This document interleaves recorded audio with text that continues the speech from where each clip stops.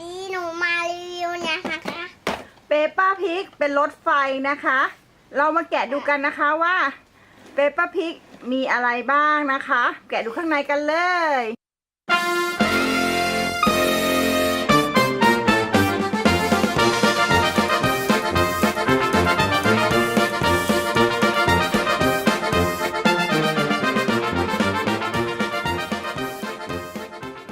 นี่นะคะคุณแม่แกะให้แล้วนะคะ ให้แกะให้แล้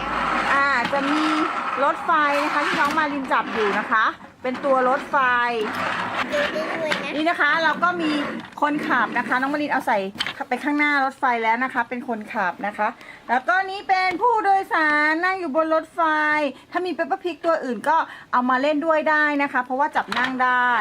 เพราะว่าอันเนี้ยมันเหมือนที่กดเลยค่ะอันเนี้ยมันเหมือนที่กดเลย ไม่ใช่ลูกมันเป็นบูดรถไฟลูกปูนเอาไว้ปูน เราเพลงบนเป็นเสียงรถไฟเราเพลงถูกตาลาเหลืองสดใสโคกันไรรถไฟสามสีบนบู ถ่ายน้องเล่นสิคะปูนรถไฟไปแล้ว รถไฟไปแล้วนะคะ รอผู้โดยสารด้วยค่ะ